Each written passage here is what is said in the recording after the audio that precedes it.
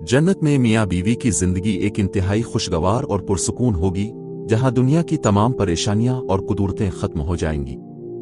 इस्लामी तालीमात की रोशनी में इस जिंदगी की चंद अहम खुसूसियात दर्ज झेल हैं।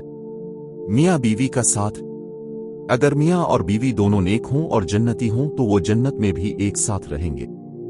दुनिया में जिस बीवी ने शौहर के बाद दूसरा निकाह न किया हो और वो दोनों जन्नती हों तो वो जन्नत में भी अपने इसी शौहर के साथ रहेगी। अगर औरत के एक से जायद निकाह हुए हों तो इसमें मुख्तलिफ अक़वाल हैं। बाज़ के मुताबिक उसे इख्तियार दिया जाएगा कि वो किस शौहर के साथ रहना चाहती है, और बाज़ के मुताबिक वो अपने आखिरी शौहर के साथ होगी, इस शौहर के साथ जिसने दुनिया में उसके साथ सबसे अच्छे अखलाक से बर्ताव किया हो। हसन और जमाल में इजाफा।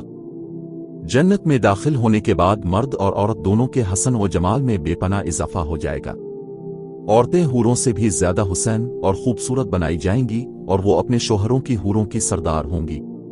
मोहब्बत और उल्फत। जन्नत में मियाँ बीवी के दरमियान ऐसी बेपनाह मोहब्बत और उल्फत होगी जो दुनिया में मुमकिन नहीं। तमाम रंजिशें, गुस्सा और नापसंदीदा सिफात खत्म कर दी जाएंगी और दोनों एक दूसरे से टूट कर मोहब्बत करने वाले होंगे। उनके दिल हर किस्म की कुदूरत से पाक होंगे। ख्वाहिशात की तकमील। जन्नत में इंसान की हर जायज और फितरी ख्वाहिश पूरी होगी।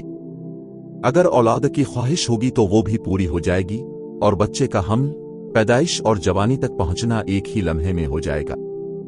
जन्नती मियाँ बीवी के दरमियान जिस्मानी ताल्लुक भी पाकीज़ा और हर किस्म की बुराई से पाक होगा, जो उनके लिए लज्जत और सुकून का जरिया होगा। हर नेमत में बराबरी। कुरान और संत में जन्नतियों के लिए जितनी भी नेमतें बताई गई हैं वो मर्द और औरत दोनों के लिए बराबर होंगी। इसमें मर्द और औरत के दरमियान कोई फर्क नहीं होगा। दुनियावी जिम्मेदारियों से आजादी। जन्नत में दुनियावी जिंदगी की तरह की कोई जिम्मेदारी या पाबंदी नहीं होगी। न ही कोई बीवी शौहर की ताबेदार होगी और न ही कोई शौहर बीवी पर हाकिम होगा।